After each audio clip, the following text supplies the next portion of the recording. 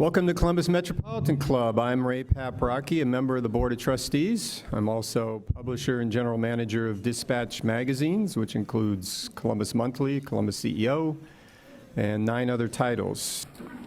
So today's forum is the African American Leadership Academy, Rich in Talent and Strong in Community. This is sponsored by the law firm of Crabb, Brown, and James, as well as Deloitte. Each are represented by many friends and associates here today. Won't you please help me thank them for their support?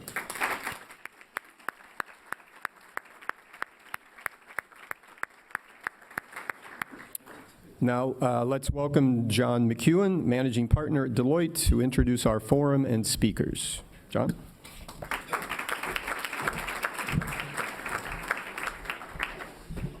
Okay, thank you, Ray, and thank you, friends. Deloitte is proud to support CMC and convene these weekly public forums to discuss the important issues of the day. And today is no different. The great democracy of the United States has endured many growing pains, including the times in which we find ourselves today. The differences of the haves and the have-nots are stark, and racial differences, biases known or not, and systemic policy problems have made hazy the hope that hard work will pay off with a reward. While we all may be created equal, the playing field and the rules by which we play are not always so.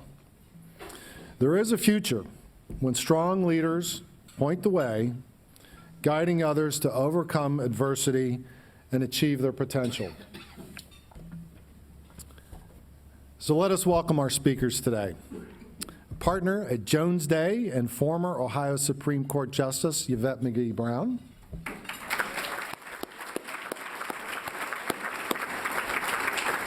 The best smile. President and CEO of the Columbus Urban League, Stephanie Hightower.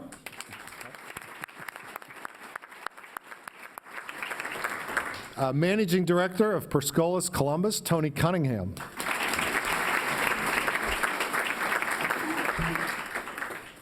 And our host, President and CEO of RAMA Inc, Mo Wright. Mo? Thank you, Mo. It's all yours. Thank you. Well, good afternoon. It's a pleasure for me. I get to have 2 of my families together. Many of you know I know from the Metropolitan Club, having served as the longest serving board member. I don't say that out of pride. I don't know, Jane wouldn't let me leave, so I stayed around for a while.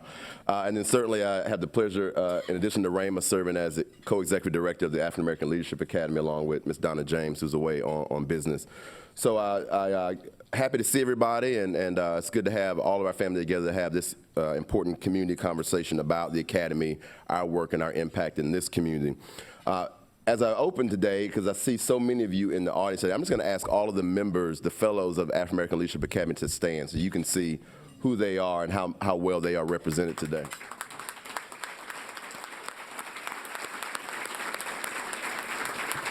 Very good, very good.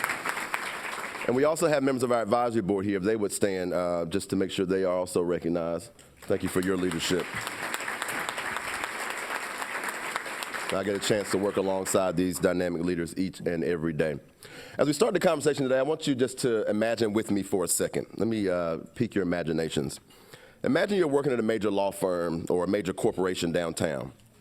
After years of staying late, working hard, leading well, and developing the confidence of your colleagues, you get the promotion. You're now on the senior leadership team. Or perhaps you've been tapped to lead a major nonprofit in our community, or to set up a new initiative in our community from the ground up, or asked to run for elective office, or to take the entrepreneurial leap. It all seems exciting, right? Now imagine if you're black or African American in this community. What sets into your mind? Do you ask yourself, are you ready? If what got you here will keep you there? How do you deal with the pressure? Are the expectations different for you? How do you not get in your own way?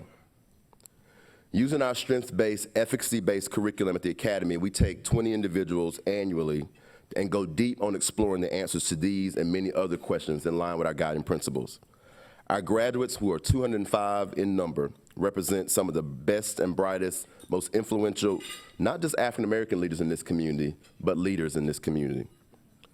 President and CEO, Deputy Chief of Staff, Judge, School Board Member, Executive Director, Managing Partner are just a few of the titles represented by our graduates. We are guided by two guiding principles of the Academy. The first, in order to become a leader, you must first become who you are, by the Leadership Authority, Mr. Warren Bennis. And then we like to talk about this idea of how do we do good while also doing well.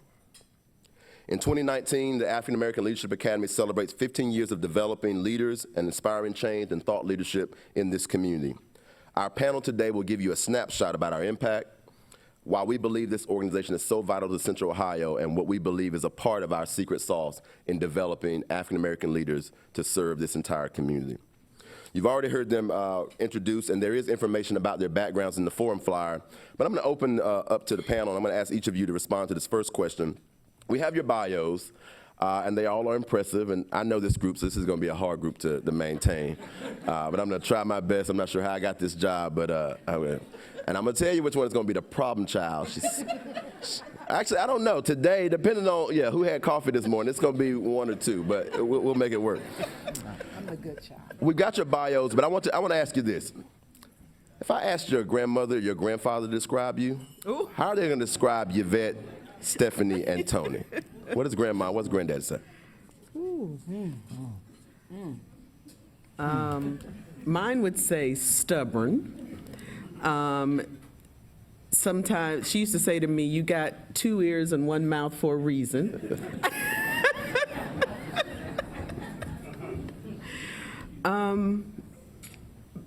But I think she would say hardworking, and I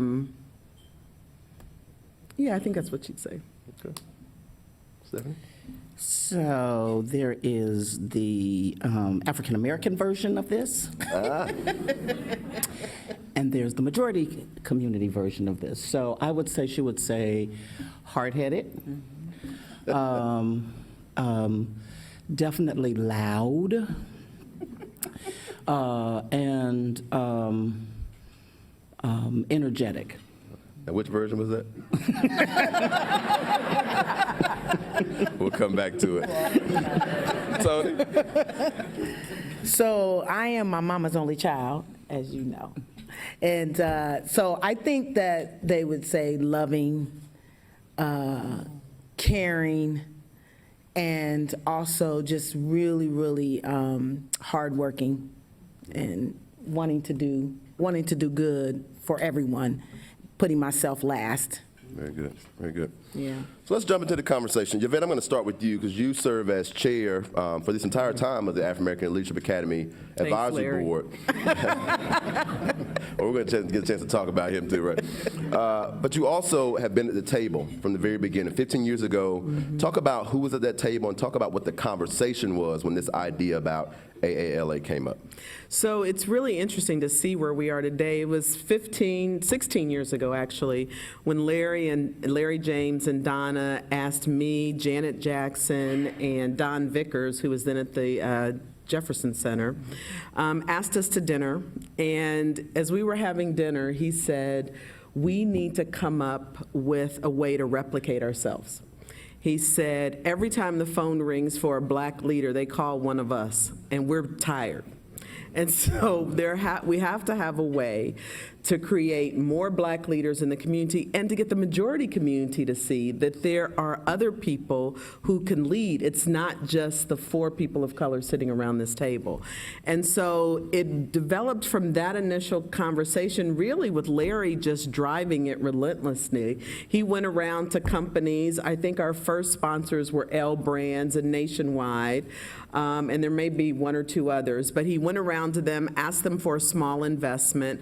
And with Donna, really, she was the gem. Donna and Bo Chilton initially started designing what the curriculum would look like, and we were off and running. And really, the goal is to pick people who are in that mid-career, that 30 to 40 range, who are looking for their next up. But we take them through a very rigorous application process because we want you to define what you see as your own leadership potential. Because a lot of people see leadership as just getting their name in the paper or having their picture taken, and it's so much more than that. And it's been really a pleasure to watch this academy go from its first class to now its 15th class, and watching the young people who have just really moved forward in their careers. You'd be amazed at just the leadership positions our fellows have moved into after really doing that deep dive and understanding what may have been getting in their way. Yeah, yeah.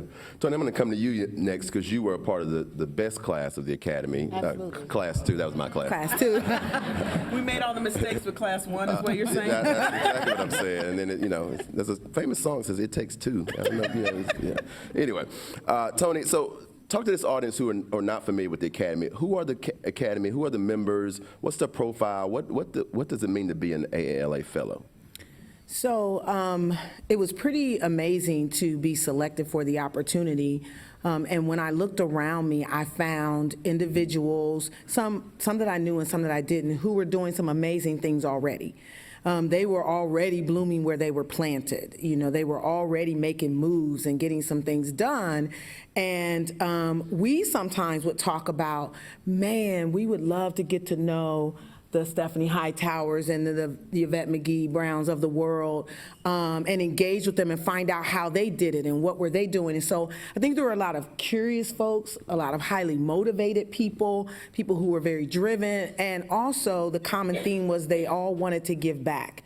Many of us were already involved in some sort of service capacity, whether we were volunteering or running programs and different things in the community, helping out nonprofits. So we already had that lens, and so it was just amazing to link up with folks who were like-minded and then go through this journey of self-discovery with them, and then to make these lifelong friends, and now to see where even my class is now. Mo and I were part of class 2.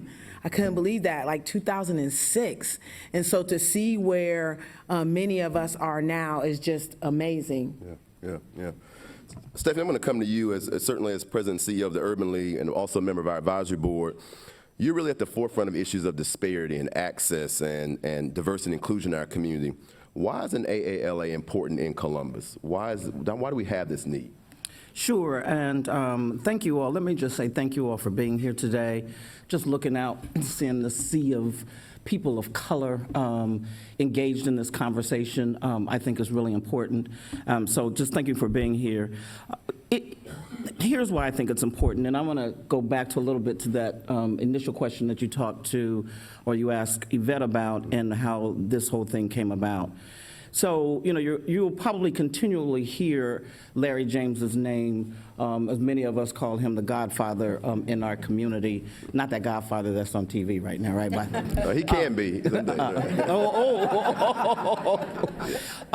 But there was a time when I had a different journey moving through this community because I came from Ohio State, being an Olympic athlete, having those connections from The Ohio State University. It put me in positions probably a lot faster than normally I would have been put in. However, I didn't have the benefit of an AALA, and so when I started approaching and looking for mentors, basically Donna said, "I can't deal with her, Larry. I need you to take her." Larry said, "'Cause you're a little rough around the edges." And so Larry volunteered to take me on as from a mentoring capacity to help to guide me and help me to begin to navigate. So I share that with you to say there was a time when there wasn't a program like this, and so for those of us who had the benefit from our relationships of being engaged in different aspects of the community, we were there, we were fine, but What you didn't have was those people helping you, talking about disparities, talking about equity. How do you bring up that next generation of African Americans? As the Larrys and the, at the time, and I can go back, the Jerry Hammonds and those people, Warren Tylers, were getting ready to pass the baton, it was one of those things where, who are we passing the baton to? And then I felt like there was nobody passing the baton. And so when you look at what's happening in our society right now as it relates to economic mobility, when you look at the disparities around housing, when you even look in the boardrooms today and you look in the C-suites in this community and you do not see people of color, or when you look at the boards, especially with nonprofits like mine and with Toni's, and you do not see African Americans of senior status that are sitting on these boards to help us, to help navigate in the corporate community, you see more and more why there is a need and why I am not only committed to, but a strong proponent of making sure that we have programs such as AALA that can help empower that next generation of African American leaders in our community. But it's not just about the self-discovery, and it's not just about the doing good and doing well, but it's how do we begin to really look at our next generation of folks to help them understand the importance of being your authentic self, that it's okay to be Black, that it's okay to understand what your heritage is and where you come from, that you don't have to go into these rooms and you have to code switch, that our children can actually be themselves and be able to contribute in a way that is beneficial not only to themselves but to this community. Yeah. So I want to stay on that theme just for a second, because one of the things we talk about in the Academy is, so we asked the fellows at the end of their journey to give us some reflections. And so recently we were having a conversation with the last class, and they were talking about kind of what these seeds of growth they had experienced over the last 9 months. And one of the fellows asked a question. She said, we're talking about our growth, but she said, we're not having the conversation about what's wrong with the soil that these seeds are planted in. In other words, what needs to happen in this Columbus Central Higher environment so that really African American Leadership Academy doesn't need to exist, or the things we're talking about, what needs to happen? Because the folks that are here are representing organizations who may be looking for, wanting to do, how do they cultivate Black talent? How do they keep and retain Black talent within their organizations? What do organizations need to start thinking about in order to make sure the soil, that environment is right for our community to really thrive within their organizations? Any thoughts on that? Well, one, I think they've got to look at their own organization. So if you're looking in your boardroom, if you're looking in your senior management team, if you're looking at your staff meetings, and there are no people of color sitting around the table, that's something that needs to be cured. Because the reality is your customer base is becoming increasingly people of color, and even from a business standpoint, you need to have viewpoints of people that don't look like you. So I would say everybody has to do an audit, not just looking at the diversity numbers on, your macro monthly personnel spreadsheet, but look at the rooms that you're in. When you're making critical decisions, are there people in there who reflect the rich diversity of this community? And then all of you have training programs where you can start to give people opportunity. I often say to our young lawyers, who's talking about you when you're not in the room, right? You need to make sure that you are sponsoring people of color. The woman who became the CEO of Xerox, I love how she tells the story. She was an engineer, a Black woman, and she just happened, they were having a staff meeting, asked the president of the company a question and kind of debated with him on the question, and then he later pulled her aside and he said, I want to meet with you. And he is responsible for giving her tough love sometimes, and that's the other thing we all got to listen to. Sometimes people are going to tell you things you don't want to hear. And if that person's sitting in the C-suite, pay attention, because they're telling you that for your own good. But she talks about how he gave her lessons on professionalizing her wardrobe, how she was showing up in meetings, how she asked questions so that people could hear her and not immediately turn her off. And she went from being an engineer to being the CEO of Xerox. And so each of us within our spheres of influence have the ability to do that so that the soil in our organizations is fertile for African American and Hispanic leadership to grow up, and then that will change the community. Good. I also think, Mo, I think about, too, retention, right? And so the organization I'm in, we train a lot of people of color and offer them the opportunity to get their first tech position. And we've had some of our graduates go into these organizations and not stay. Not because they couldn't manage the work, but because the equity and inclusion piece was not cultivated or taken care of in the organization. And so it's one thing for the CEO and others in the top to say, we want this and we believe this and we want diversity. It's another thing to make sure that that message trickles down to the leaders in every level of the organization and what will and will not be tolerated and what are some of the inclusive things that we've created so that people feel they can show up and be their authentic selves, they can contribute, and then they want to stay. It creates loyalty. It creates this ability for me to grow someplace. But right now, I think we have some serious challenges around equity and inclusion that need to be discussed just as much as diversity is discussed. Because it's great to bring them on. It's great to say, I'm not going to look at the slate if there's not a diverse slate. But what happens to that person after new hire orientation? So that's my question, because that's where I've seen it fall off. Very good. Mo, if I could build on that, you know, and I want to speak to the folks that are in this room. I think that all of you and many of you are in positions within the corporate or nonprofit community or in higher education, and you have a responsibility. It should not just be us expecting folks from the majority community to be responsible for talking about equity and inclusion or talking about diversity. You sit in your seats now because there was somebody else that helped you to get there, and I think sometimes we forget about that. We think around, I can think around and look around this room from, you know, the Yvettes or from the Larrys or from the Janet Jacksons, who those of we went and talked to who helped us get in those rooms. And so you have a responsibility to not only help the next, but please don't forget how you got to the room, because I think sometimes as a community, we forget how we got there, and then we get there and we think we done something. That's right. You know what? Right. And you ain't done nothing, okay? All right, you got a long way to go. You know, unless you sitting up in one of these rooms up here with CEO sitting behind your name and you're commanding 500 million, so many billion, then you ain't doing nothing, okay? And so I think sometimes we forget. They told me not to cut up today. Yeah. You did. And I told you would be a problem, too. Yeah. That's my good friend. We need her. I want to stay there for a second, actually, though, because one of the things we deal with in the academy is this idea of getting out of your own way. There's a lot of self-talk that happens in all of our heads, regardless of your background, that sometimes can get in your way. If you guys could be transparent, think about that journey before you were partner and president CEO. What was some of that advice? What were some of those things you had to get clear about that was getting in your way that you'd be willing to share with this audience about you having to make some changes and do things a bit differently? So I think the mentorship thing is really important, and they've heard this story before, but when I was a young lawyer at the Attorney General's office, you know, I grew up in the Brittany Hills area, and I didn't grow up in a family where you sat at the table and negotiated. My mother needed immediate compliance, or there was a physical punishment.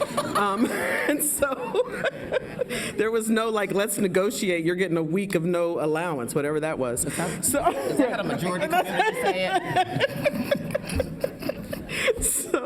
So when I went to work, again, first gen, right? I'm in the Attorney General's office, and this is where the value of having senior people, and this was a person from the majority community, because I took every criticism or all feedback as criticism, as negative, because in my own head, I was thinking they were saying I didn't belong here, that I wasn't good enough to be here, because I had my own insecurity issues where the reality is I was 25 years old. I just graduated law school. I didn't know how to be a lawyer. Nobody does. And so you're going to get feedback. And so what happened with me is when I had a very loud disagreement with my section chief, so loud that my secretary came and closed the door.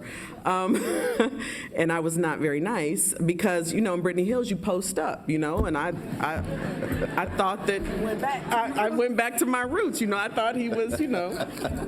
So I really got a little beside myself. And a senior white male lawyer came into my office. I'm all of 26 years old, and he walks in, he shuts the door, and he says, "So how do you think that went?" And you know, I'm still mad. I'm still all emotion. And he said to me, "Let's talk about what you want your future to be." He said, "Because if this is your response, anytime you get upset, this is where it ends for you." He said, "But I'm not saying you didn't have some valid points, but that is not the way that you raised them. And so he started taking responsibility for smoothing off those rough edges, teaching me how I needed to deal with things that I saw as negative, because they were right, his comments, if I'd taken any time to process them and not just responded viscerally. And so having those people, it's two things: having those people that are willing to say that to you, which in our litigious age becomes less and less, and you having the willingness to listen to them. Because people are going to help you, but you have to be willing to listen and be introspective. One of the things that Warren Bennis always says about becoming a leader is that you have to be honest with yourself. You have to be willing to look in the mirror and see those things that you do well and those things that you don't do well. So it really is being open to that two-way feedback. So I still post up from time to time. See, I wasn't going to say In my it. work that I do, you have to post up a little bit. No, I shouldn't. Okay, Larry, I'm not going to cut up no more. Anyway, so, I will say this. She does. My staff was looking at me like she posts up. She does post up. I think what we have to take a look at is everybody's journey is different. And depending upon the work that you're in, it's how do you take that criticism? How can you still be your authentic self? I'll give you an example. When I got ready to run for the school board is one of those positions where you have to be able to post up just a little bit based upon the constituency group you're talking to, based upon the chaos that is at that table and people that you're dealing with. So I had people when I got ready to run for school board who said, you know what, you got to take those braids out of your hair, okay? I was married at that time. I was in an interracial marriage. And so they said, you can't have your white husband on any of your posters or any of your information sheets because we have to deal with the racism and everything that just comes out of there. I said, first of all, I'm not straightening my hair, okay? I am maintaining my braids. And there's going to be certain things about my personality and my messaging that I still feel I have to be my authentic self in the community that I'm going to be serving and who people that are going to be able to listen and hear my message. I still have to present myself and be authentic in that. So I think what we have to take away from this is based upon, I agree exactly with what Yvette said, because there are certain circumstances and certain environments where even at 60 years old, I know that I cannot be my authentic self, and I realize that. But you do have to be willing to listen to that feedback. You do need to understand the environment you're in, your audience. And this is going back, and I said it earlier about the code switching. It's still important that we have to be able to do that depending upon the environment that you're in so that you can be successful. But listening and hearing and that mentorship, and I'm going to go back to that and underscore it, it is so important. But always remember that there can be 2 or 3 voices of that mentoring to help you. It just doesn't have to be one way because all of our journeys are different.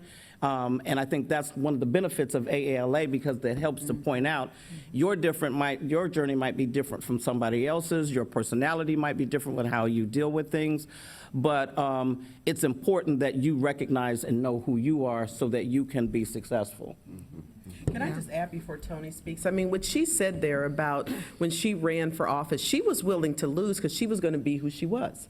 She's like, I'm not straightening my hair. I'm not hiding my white husband. And so that's for each of us. You will come into those markers in your career where you have to decide, this is who I am. The same thing happened in '92 with me. Don't put your picture on your campaign literature. This community is not ready to elect a black woman. And I refused to do that. I said, I'm not playing bait and switch. They're going to know that I'm a black woman, but you have to decide where you make your stand and be willing to live with the consequences, right? Because I'm willing to lose if it means my choice is to either not be who I am or win an election. I'm willing to lose. And everybody's going to have to make that decision at some point in their career. Awesome. So first of all, I need to stop and say I'm having a moment, because I remember being one of your drivers in your very first campaign. right? So I'm still trying to figure out my life, don't know who I am, but I'm driving Yvette McGee Brown, and I was driving a Hyundai, and she told me to park down the street because the AW workers The and all them, UAW, yeah. I had the UAW, and I had a foreign car. And so she told me, drop her off and park down the street and come back. And I kept getting hit on by those men who were like, oh, you're the prettiest driver she has. Oh. And then I'm sitting here with Stephanie Hightower, and we had a group that one of my girlfriends spearheaded, Takesha Shepherd Cheney, called Black Women's Collective. And I remember we were going around and we were still trying to figure this thing out. This was before AALA. We were trying to figure out this whole, how do we become, and looking at these women we admired. And so the Black Women's Collective started, and there were 10 of us young women, and we would ask to meet with these ladies. And Stephanie had us to her house, and Donna was there, and we just like unpacked so much stuff. It was amazing. And then Stephanie, I will say, gave me my first leadership opportunity in an organization to be in charge of a budget and people and programs at the Columbus Urban League. And so I'm having a moment because I'm sitting up here with them. That leads me, thank you. So that leads me to what I think we all have struggled with, which is the imposter syndrome. And so when you talk about what's going on in our head and how do we unpack that, I think the Academy is huge for that because everybody suffers with it. Black, white, red, yellow. And so the question is, how do you respond to the imposter syndrome? And how do you respond to the voices that are in your head? Every day you wake up and you figure out, am I her?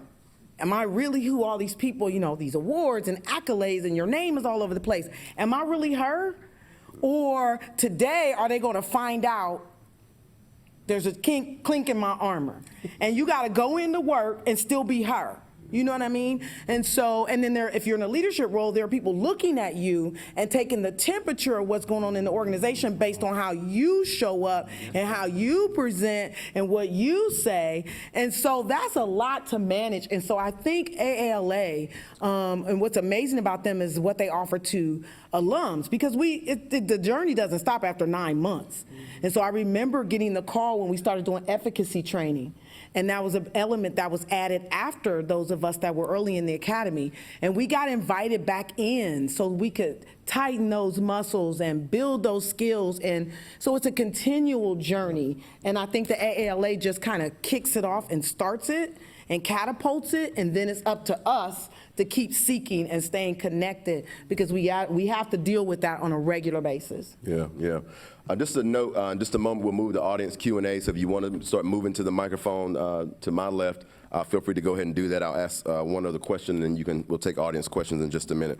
I want to turn the conversation to this idea of prosperity, which is a huge conversation in our community right now. As you know, the county has led work. I know, Stephanie, you have been involved with that. The One Columbus, formerly Columbus 2020, has included as part of their tagline. When it comes to prosperity for the African-American community, is it prosperity for all? And what should be our role in driving that conversation locally to make sure that folks who look like us are a part of that equation? This is you. I will say, you know, this one is it's complicated for me. I will say, based upon where I'm trying to be diplomatic here for a change. The intentions are good. Let me just say that. The intentions are good.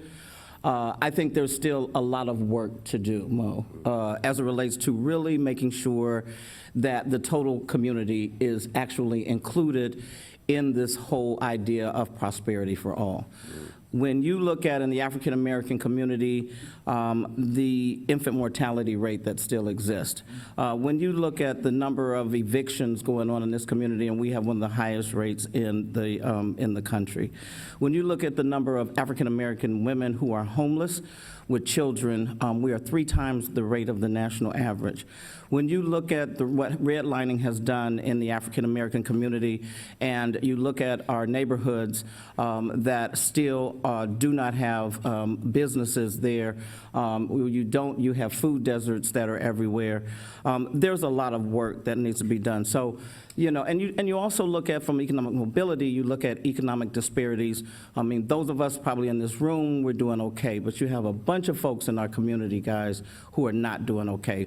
The unemployment rate in the African-American community, it's at least 15 to 17%, and, you know, you have folks around here who are talking about we only have 4.4% unemployment rate in Columbus and Franklin County. So the disparities are there, they are real. However, the intentions are good. The real question is going to be whether or not this community is going to put its money where its mouth is and not just depend on government entities to fund everything, but to also look at the corporate communities and look at, if you really want to bring in new businesses, and then look at not just livable wage jobs, but look at career opportunities for people. Nobody, people are talking about the minimum wage. The minimum wage don't do nothing. I don't know if any of y'all can live off a minimum wage in here with your bills, but it ain't gonna do nothing for anybody else. And so how do we begin to really talk about this? And when is the total community going to put its money where its mouth is and really start to underwrite the cost that it's going to take in order to create the lack or to get rid of these disparities, Mo, that actually do exist. So, I mean, I know I'm preaching to the choir in here and I can go on, but all I can say is the intentions are good. I'm just glad that I have an opportunity to be at the table to remind people that intentions will not have to be turned into real actionable deliverables. Yeah. Those are questions, feel free. Thank you, yes, absolutely. Those are questions, can move to the mic. Any other comments on that one? Well, I think for each of us sitting up here, I mean, education has been the game changer, right? And so, we've got a new school superintendent. I mean, what I worry most about is that Columbus City Schools was good for me. I mean, I had teachers there who cared about me, who pushed me, who made me take the tough classes, who made sure I got to college.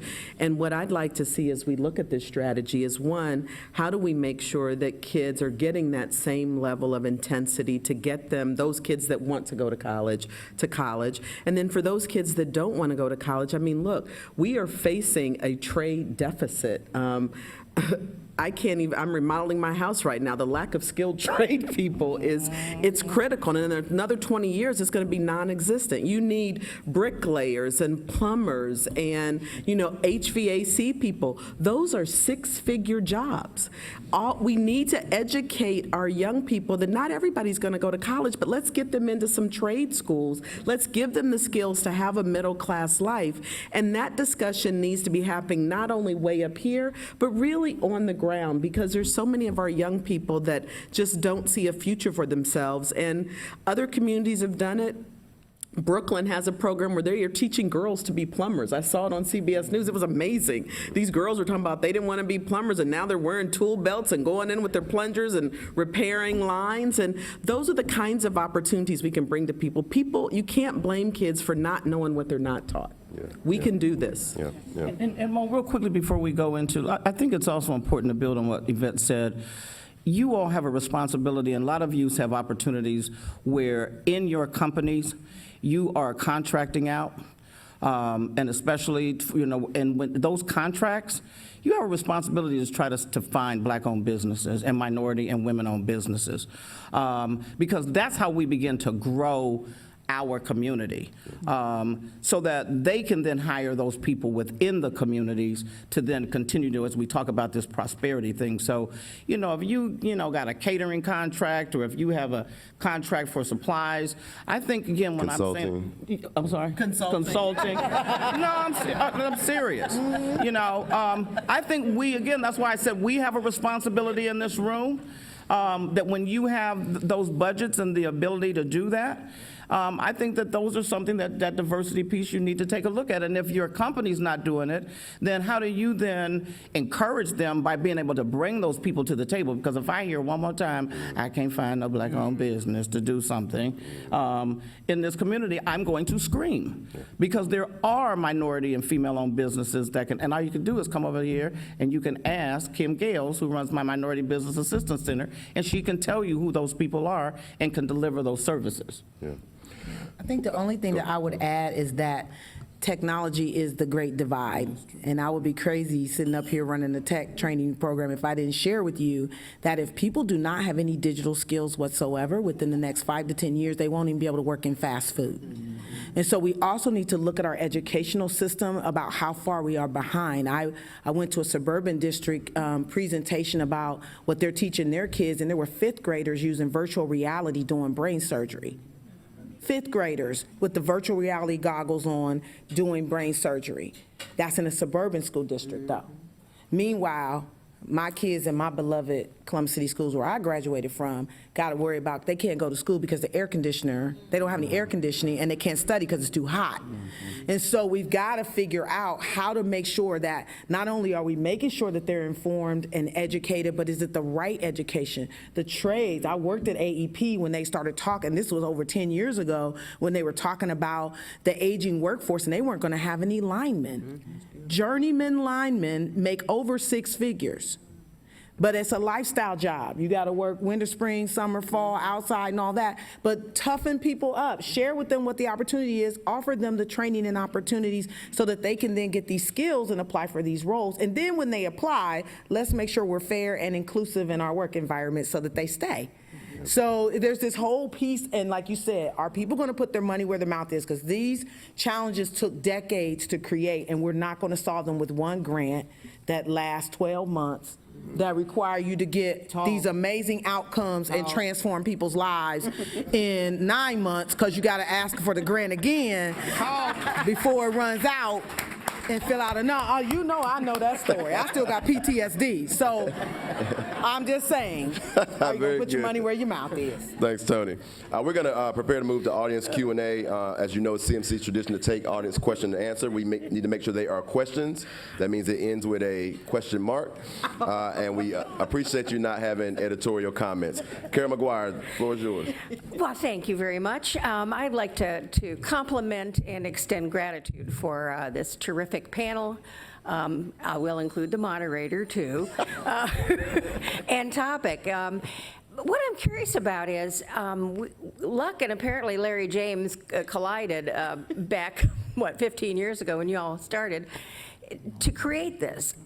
Are there other cities, communities, agencies, anywhere else in this country that's doing what we're doing here in Columbus with this?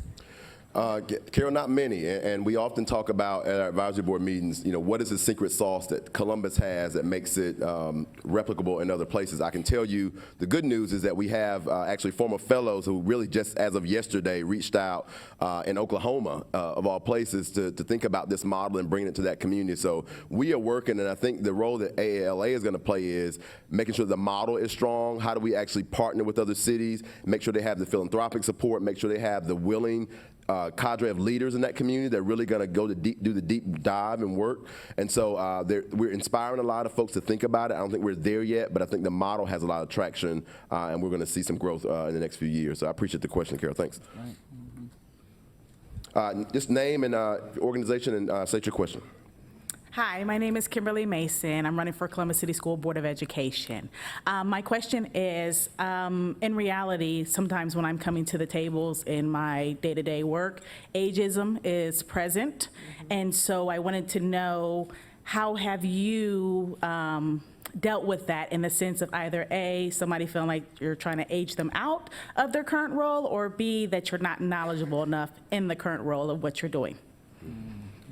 So I was elected a judge when I was 32, and so I had a lot of that. I think my response has always been to outwork and be better prepared. I think that, when you are young going into rooms, one is I think you go in understanding that you're young, but two is to make sure that you're prepared and that you communicate in a way that does not give away your youth, right? That you are able to carry on the conversation with the people in the room. Being on the back end now. I have a lot of young associates who think it's time for me to move aside. But I think that whichever end of the spectrum you're on, it really is about your performance. And I think it's how you show up in the room, how prepared you are. And what I always say to our young associates is, try to anticipate every possible question that could come up before you walk into the meeting so that you're not caught off guard. And in the rare occasion you are caught off guard, don't try to BS your way through it because you'll be wrong. Just say, I don't know, let me get back to you. That kind of honest answer wins you points with people. And I would agree. I would say, I'm always at this point in stage, I don't want to be out until 9 and 10 o'clock at night. I would love to be able to have somebody else join me to do that. But let me underscore, and I think it's really important what Yvette just talked about, being prepared. That is so important. And I find sometimes with young people, there is this entitlement attitude. With a lot of our young folks. I went to grad school. I know, I'm living with one right now. He knows more than me, but anyway. But I think there's this entitlement piece that because I have this education that I know, that's why I think it's important. The mentoring, the listening to feedback from people is important. And you know what, it's okay to go in the room and not say anything. Mm-hmm. Let me say it again. It's okay to go in the room and not say anything. Yes. But to be able to listen, I think is so important. And I think that's some of the things that are missing with a lot of our young professionals when they come in the room. They think they know it all. And I respect the fact that there are people in this room that know more than I know because of their experience. And I think we need to have more young people who respect that. And that when they come into the rooms, they understand who's in those rooms and they're prepared. Very good. Yes, sir. My name's Ronald Tomlinson. I'm with the Ohio Civil Rights Commission. More than 22 years ago now, the Ohio Supreme Court ruled that the way they were funding public school education was unconstitutional. Now, we know that the federal government with the Brown versus Board, it took more than 2 decades later before integration was dismantled. Before desegregation was dismantled. So what does Ohio needs to do to now do what the Supreme Court said, which is fund it differently? If only we had a Supreme Court justice in the room. Vote. Oh. Vote. So this is the problem. It is the most frustrating case we've ever had. And I used to talk to Chief Justice Moyer about this. He'd say, what are we going to do, put the entire General Assembly in jail? Because the only way the court enforces its orders is through contempt powers. And so when the General Assembly ignores the court's order, the court's recourse is to find somebody in contempt, which they're not going to do, particularly when you're in an all one-party system. So I think that what people have to do is vote. Don't just listen to what people tell you during an election year. Watch what they do. And the resources that are allocated, the way that we continue to rely on property taxes is not a fair way of funding schools. And we need to look at saying that when we say that children are entitled to an education, what does that mean in terms of investment? We continue to cut tax dollars for people that don't need tax dollars cut, and we continue to not invest in schools that need them most. Now, I will give Governor DeWine credit. He has done a disproportionate investment in urban schools, and he made some of the suburban schools angry when he did that. I think we've got to have some bold leadership that says the kids going to school in poorer communities come with a host of communities. I remember David Baker saying this to me once where he was talking about the inner city schools, and he said, if I took your kids and put your kids at Pilgrim Elementary, they do fine because they're coming home to you. And you're going to make sure they get their homework done, they get a good night's sleep, they're getting food to eat. And so what we've got to be honest about is it's not just the location of the school, it's all of the other things that contribute to these students not being able to come in prepared to learn. That's good. That's good. Yes, sir. Cornell Bradbury, company Operation Warm. Also, I'm an AALA nominee as well. First of all, there's a wealth of knowledge up there, and we appreciate you guys for just taking the time to come out. My question is really, basic. So I work, like I said, Operation Warm. I'm the first African-American executive that they hired. And right now, I was wondering, what kind of advice would you have on creating, methods or groups that can encourage supplying jobs for African Americans?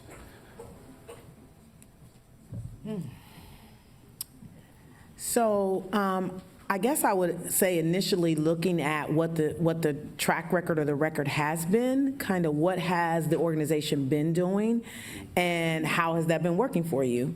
And if you determine that it hasn't been where it should be or what it needs to be, or there's just opportunity, then really being strategic about how you introduce something, maybe getting a team of advisors together to talk it through, to say, here are our opportunities, here are our assets, and then how can we bring something to bear that is strategic, that people could really buy into, because you're gonna have to push it. If folks haven't heard this before, like you guys, we need to really focus on X, Y, and Z, then that's change, right? So you gotta do some change management. And so I think getting like a team of folks that either have gone through this process in their own organizations or even maybe in the midst of it, because that brain trust coming together to help build some strategy that you can take back to your own organizations is better than you sitting somewhere trying to think of it yourself. Gotcha. And so just lean on the folks that you have available to you to support building a strategy. Gotcha.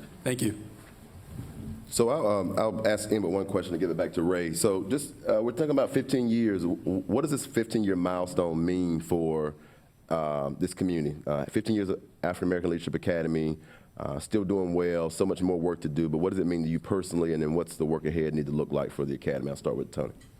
So personally, for me, it means that there are 205 individuals out here in this community that if any organizations, corporations, or others are looking for folks to step up, to join your boards, to join your corporate boards, to take over initiatives, major initiatives, lead the charge in trying to figure out some of these systemic challenges that we have. The AALA has 205 graduates who stand ready to support and to step into those roles.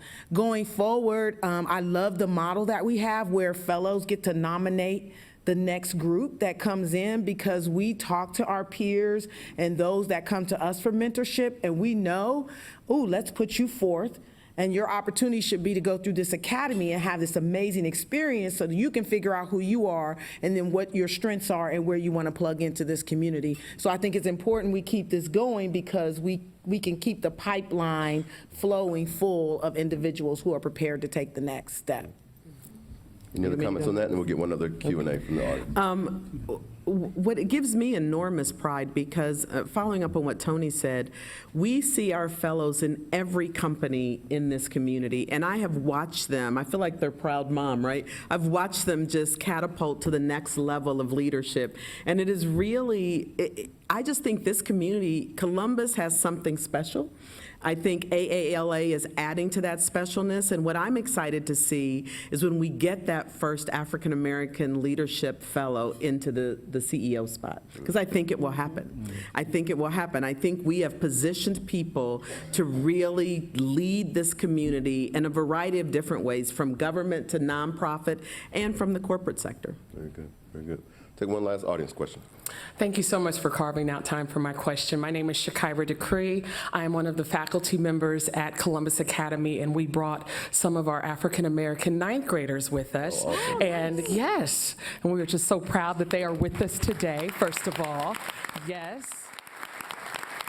And that they wanted to be a part of this. So I am really just thankful for this conversation, and that the students have an opportunity to be a part of this discourse. I think that's very exciting.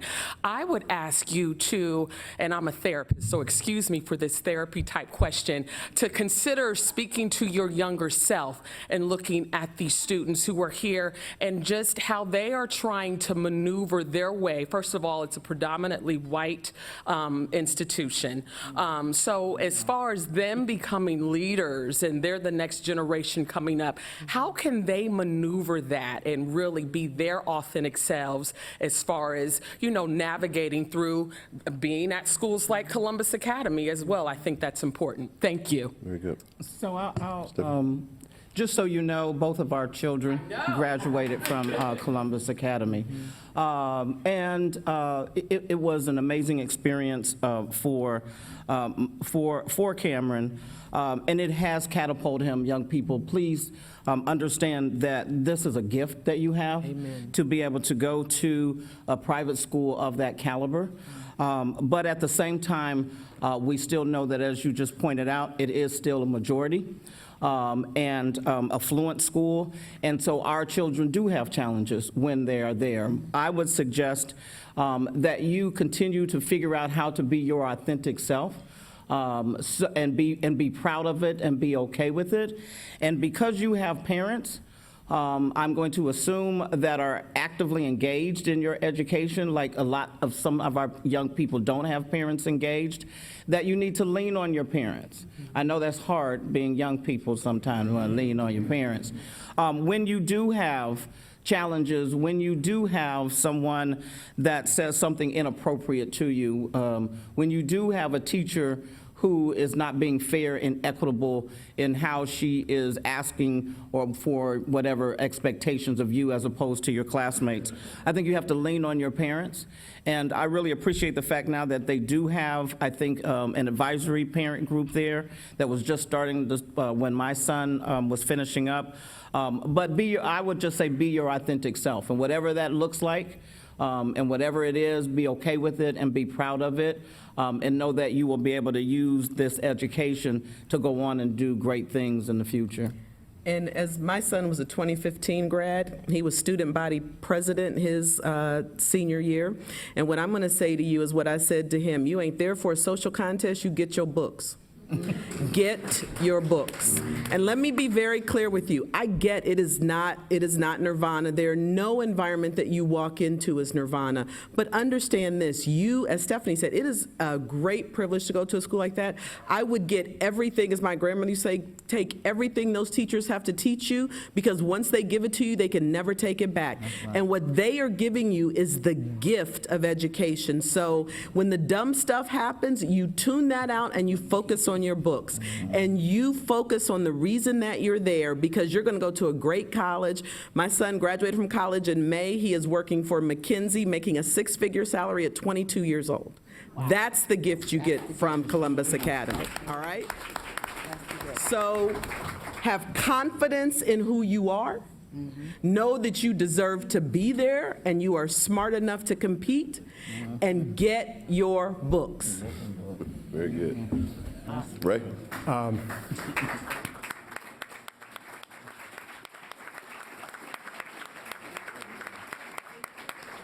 I would just add that whatever Yvette says, you should listen to. So we have our sponsors to thank again, Crab Brown James. And just for a second, in case for maybe the 2 or 3 people in the room who don't know, this is Larry James right here.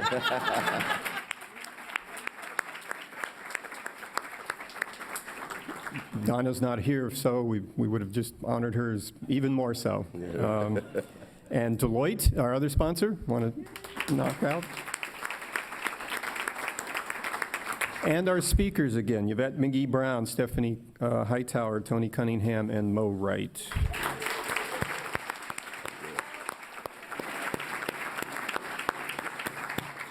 And thank you for being here today and engaging in this conversation. And we look forward to seeing you next week. Thank you.